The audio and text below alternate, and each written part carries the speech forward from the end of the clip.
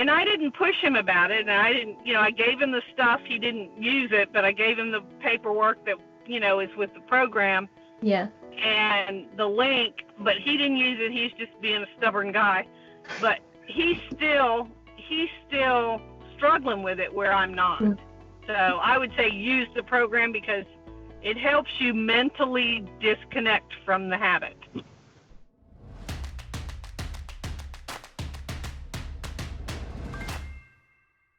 Hi everyone, this is Nasya Davos and welcome to this episode of Ask an Ex. The ex I have with me today joined our CBQ program and quit smoking after 40 years, and she's here to tell you how she did it. Please welcome Evelyn Green. Hi Evelyn, thank you so much for being here. My pleasure. So you have been a non-smoker for more than a year now, since 8th of April 2019, right? Correct. Congratulations. This is an incredible achievement. Tell me, how did you start smoking? I was out with a bunch of friends and it was cold, and for some reason I thought smoking would make me feel warmer. I don't know, stupidity. Just one of those things, more like peer pressure, I guess. Probably more than anything. Yeah. And you smoked for 40 years, so why did you decide to quit? Because it's a nasty habit. And it's as simple as that. Yeah, it's a nasty habit and it's unhealthy, and it just is, all the reasons that the doctors and the people around you tell you to quit. It's just a nasty habit. So, and I know you joined our program more than a year ago. So what made you say this could work for me? It was more of a process rather than a product, if that makes any sense. Yeah. I had tried some of the gums and they were nasty. I even tried e-cigarettes, and they weren't a good substitute for me. My husband, on the other hand, he quit regular cigarettes and went to e-cigarettes, and he told me this morning he'd go buy one if it wasn't so expensive. But they weren't a good substitute for me.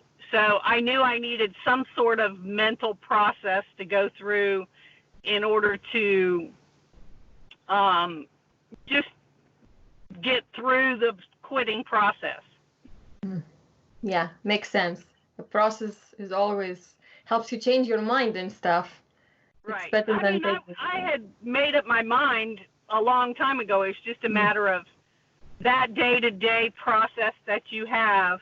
Yeah. Writing it down, who, what, when, where, why, all of that stuff. It just really helped me to reduce one cigarette at a time, because I would always put parameters on myself anyway. I just didn't put enough, Okay. like to make it all the way to the end. So I wanted to ask you also, what part of this process helped you the most? I think the writing it down. Yeah. The other stuff, makes you think about it, what you're doing while you're doing it, but the actual writing it down and trying to drop one cigarette or two cigarettes a day, however it works, for you was good, and there was no beat yourself up if you missed it. You don't beat yourself up if you miss it a day, or you forget and you smoke that cigarette before the hour's up, or whatever it is. You just don't beat yourself up about it. You just recognize it. You go, why did I do that? It just makes you think about it. Yes, that's very important. Just analyzing instead of self-blaming, and because it doesn't help. Nope. Can you tell me a bit more about how you talked yourself out of it? Because everyone has those moments where the craving thought comes to your mind and it tells you go buy a pack. And so how did you manage to talk yourself out of it so that you wouldn't go buy cigarettes? Well, to begin with, it was kind of that interrupt thing. It's like, okay, I thought about going into the store and jumping up and down, right? And that's all it took, because I wasn't going to do that. Yes. But since then, when I think about, like, man, this is the time when I would like to have a cigarette. Sit down, have a cup of coffee in the morning or a drink at night or whatever, and have a cigarette, right? But it's such a nasty habit that once you quit and you go into, you can smell it when you walk through cigarette smoke in the parking lot. And for the first few months, you kind of walk closer to that smoke, and then after that, you walk further away because it just becomes disgusting. It's just nasty. And you think, oh my God, I don't want to smell that way. Mm. It kind of keeps you, I don't want to smell that way. It's nasty. And since you quit smoking, what other things have you noticed in your life apart from not liking the smell anymore? How did quitting smoking change your life? I pray a lot, which I did before as well, but I've always been an exerciser too, but I just kind of concentrate on that more than, because I was more one of those cigarette smokers who did it as an interruption. So it was like, okay, I'm done with this project. It's time to start another. Here's a break. Yes. And that's what I used it for, more than, and it was, to me, it was basically an excuse to go outside, because I worked in an office, and, it's like, okay, time to get up and go outside. I've done some of that. I've retired. My whole life has changed in the last year, so it's really kind of hard to pinpoint all that, because my life has changed a great deal in the last 2 years anyway. So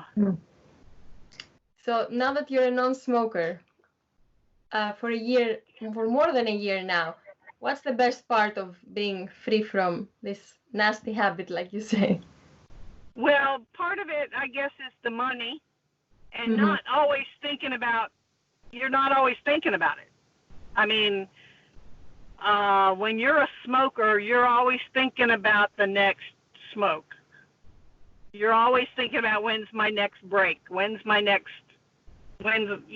don't do that anymore. So I wouldn't say time factor, but there is a time factor. You figure 5 minutes per cigarette times 20 cigarettes, that's whatever it is, 100 minutes. That's an hour, half an hour to an hour a day that you gain back. So that's a good thing. The money, of course, is a good thing, because that's, they're $5. I don't even know how much they are now. $5 something a pack. So, yeah. I didn't do there's an app out there for tracking. Yeah, where you can track how much you would have spent on cigarettes. I didn't do that. But you have saved a lot. Oh yeah. Yeah. And the truth is, my husband quit e-cigarettes in August of last year, and he's still struggling with it, but not as I think he's better than he had been if I hadn't quit. Because I had quit before that, and I didn't push him about it, and I didn't, I gave him the stuff. He didn't use it, but I gave him the paperwork that, is with the program. Yeah. And the link, but he didn't use it. He's just being a stubborn guy. But he's still struggling with it where I'm not. So I would say use the program, because it helps you mentally disconnect from the habit. Great advice. And so at the beginning, when you first quit smoking, your husband was a smoker. He was smoking e-cigarettes. E-cigarettes. How did this affect you? It didn't, because I had tried the e-cigarettes and I didn't like them, so they weren't a temptation to me. Okay. To me, I tried them and I kept saying, nope, if I'm going to smoke, I'm going to smoke. And if I'm not going to, I did try them, and they never satisfied the craving for me. Congratulations. So Thank one you. last question. What advice would you give to someone who is struggling to quit smoking or someone who's thinking of joining the program? What would you tell them? I would say that the program was totally worth it for me because it's a process. It's not a like I said before, it's not the product. It's not like you're substituting one thing for another. You're actually dealing with the issue that are causing you to smoke. You're not just dealing with the nicotine. If that makes any sense. I don't know if it does or not, but to me it was, I've got to go through this process of mentally disconnecting from this habit in order to really stop. Yeah. The root cause. Yeah. Yeah. Yep. Makes sense.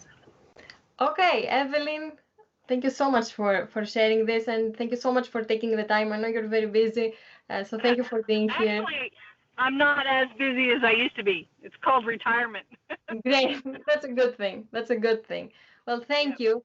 And thank you for being here and sharing your journey and how you were thinking about quitting smoking. This was valuable and practical, and I'm sure it's going to help many people. So I hope so. Perfect.